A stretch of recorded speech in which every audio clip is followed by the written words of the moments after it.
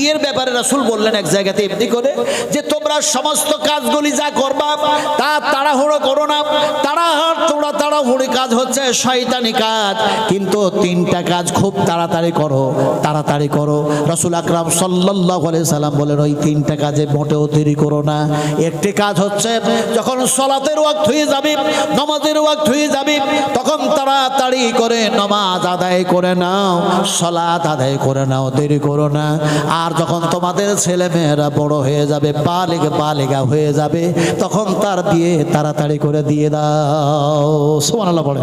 আল্লাহর হাবিব বললেন এমনি করে তোমাদের মধ্যে যখন মনিয়াত হয়ে যাবে, মানুষের কাউরি মৃত্যু হয়ে যাবে, তখন দেরি করো না, তাড়াতাড়ি করে দফন করে দাও। লা ইলাহা ইল্লাল্লাহ। জোরে সরে মোহাব্বতের সঙ্গে পড়া লাগে, একটু জোরে সরে পড়ি লা ইলাহা ইল্লাল্লাহ।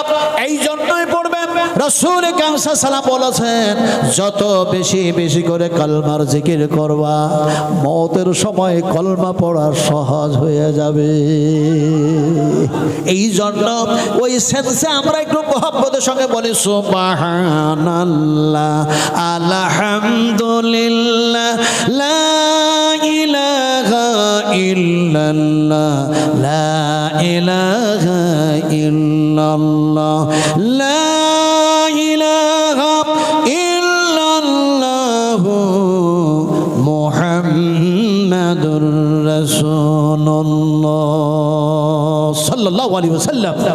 আপনাদেরকে কি বলছিলাম, এক যুবক বিয়ে করেছে, বেহায়া বুঝাবার জন্য ঘটনাটা বলছি। এক যুবক বিয়ে করেছে, বিয়ে করার পর শ্বশুর বাড়ি বেড়াতে গেছে। এখন বেড়াতে গিয়ে দেখা যায় একটা ঘরের মধ্যে তার শ্বশুর বসে বসে যেন বিড়ি পান করছে। আপনাদের 24 পরগনাতে তো কেউ বিড়ি টিড়ি খাই নাই, হ্যাঁ? একটু ভালো করে খাবে বেলায় নেবেন, বেহায়া কথা বুঝলেন কি? আমার ভাইরা তো শ্বশুর মশাই বিড়ি পান করছে, তো জামাইটা লজ্জিত হয়ে মাথা হ্যাট করে অন্য একটা রুমে চলে গেছে।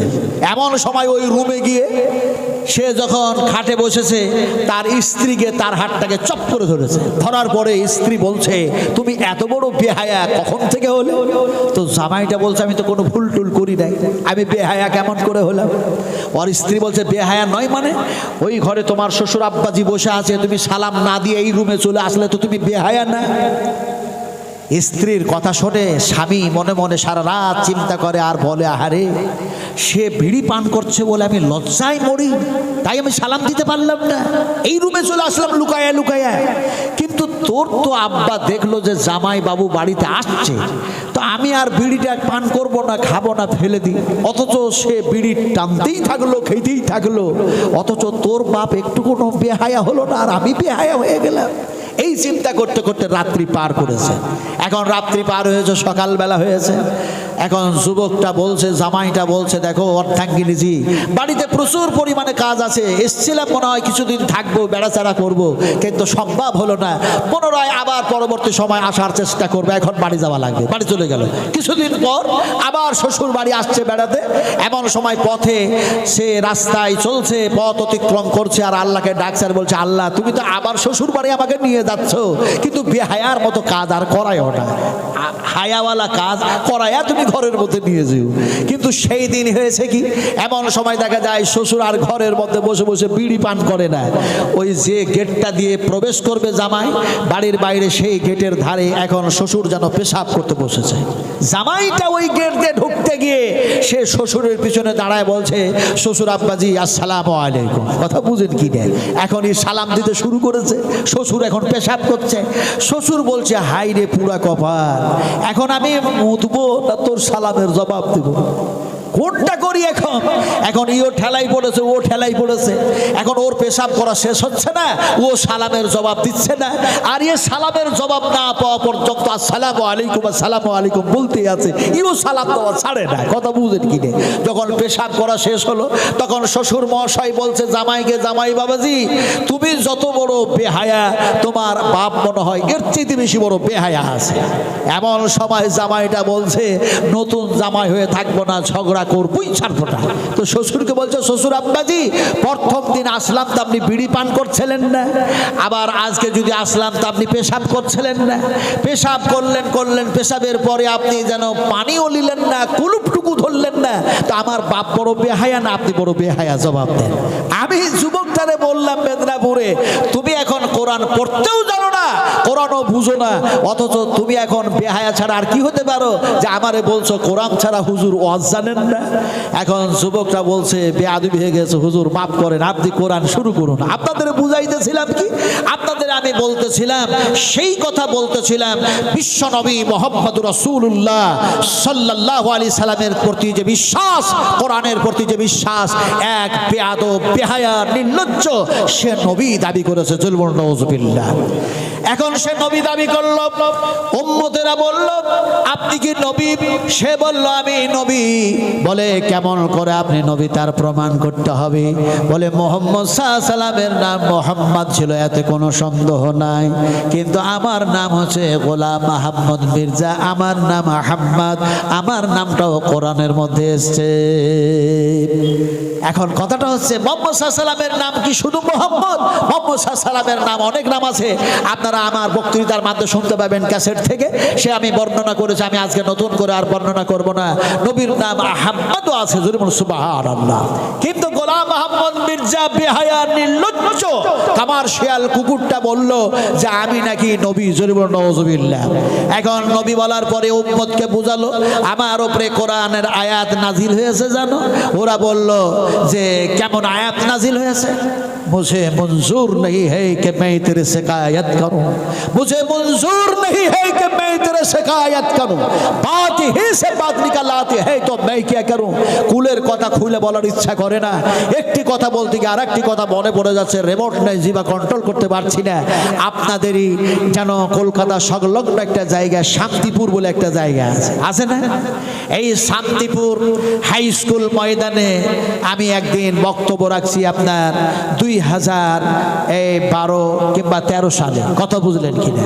এখন বক্তব্য রাখছি, অসংখ্য মানুষ সেখানে উপস্থিত হয়েছে আলহামদুলিল্লাহ।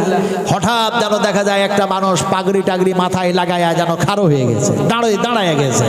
দাঁড়ানোর পর সে মানুষটা বলছেন, হুজুর আপনি যাদের মাথায় পাগড়ি পড়ালেন এদের সংখ্যা না হয় 18 জন, সেই দিন 18 জন কোরআনের হাফেজ হয়েছিল, জুলমুল আলহামদুলিল্লাহ। তাদের মাথায় পাগড়ি আমাকে দিয়ে দিতে হয়েছিল। এখন দেখা যায় যে সেইখানে 18 জন কোরআনের হাফেজের সংখ্যা বললেন 18 জন, কিন্তু কোরআন কত পারা এর সংখ্যা তো আপনি বলেন নাই। আমি বললাম কোরআন 30 পারা কোরআন, আর এরা 30 পারা কোরআনেরই হাফেজ। পাগড়িওয়ালা লোকটা বলছে, হুজুর 30 পারা কোরআন এতে কোনো সন্দেহ নাই, কিন্তু 30 পারা কোরআনটা হচ্ছে প্রকাশ্য, আর 10 পারা কোরআন যেন গোপনীয়ভাবে নবীর কাছে এসছে, ওটা আপনারা জানেন না, ওটা মারেফতি লাইনের লোকেরা জানে। জুলমুন নাউযুবিল্লাহ। তো আমি বললাম তাহলে কোরআন কত পারা? মারফতি লোকের লাইনটা মতের লোকটা বলল যে কোরআন 40 পারা। আমি বললাম আমাদের 40 পারা জানা নাই, 30 পারা জানা আছে, 24 পারগানার মানুষ, আপনারা বলুন কোরআন কত পারা? ছন্দ টন্দ যাদের আছে ওরা চুপ থাকলেন নাকি? সবাই মিলে বলুন কোরআন কত পারা? কোরআন 30 পারা। শুরু হলো কি দিয়ে? বা দিয়ে। জোরে বলুন সুবহানাল্লাহ। বিসমিল্লাহির রাহমানির রাহিম শুরু হয়ে গেল। এবার যেন শেষ হচ্ছে মিনাল জিন্নাতি ওয়ান নাস, সেম দিয়া যেন শেষ হয়ে গেল। এখন বার সিনকে যদি যুক্ত করা হয় উচ্চারণ হয়ে গেল বাস, আর বাস মানে হলো যথেষ্ট। বিশ্ব মানবের জন্য এই 30 পারা কোরআন যেন যথেষ্ট হয়ে গেল। সুবহানাল্লাহ বলা যাবে না? আরো জোরে বলুন সুবহানাল্লাহ।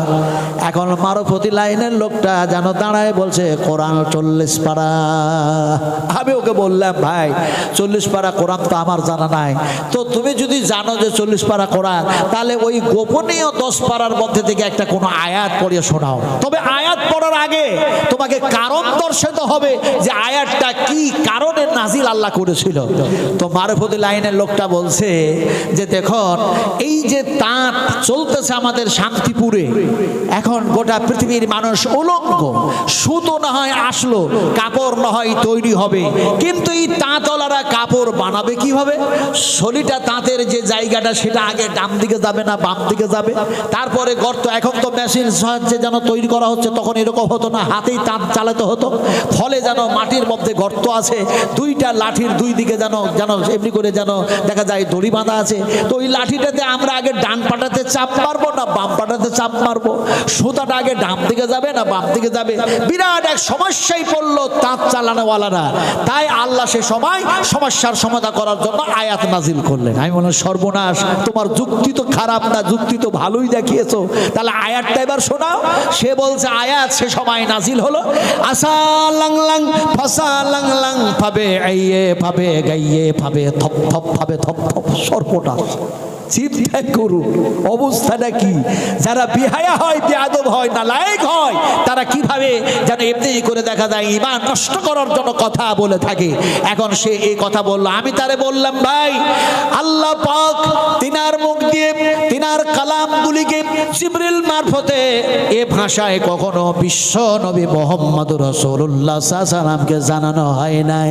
ফলে তুমি যদি এরকম জিনিসের উপরে ঈমান রাখো, তাহলে বিশ্বাস করো সেটা তোমার ঈমান নয়, এটা হলো যেন তোমার যেন পরকালটা বরবাদ করে দেওয়ার জন্য, আর ইহকালের তোমার সমস্ত আমলটাকে নষ্ট করে দেওয়ার জন্য একটা যেন জারিয়া।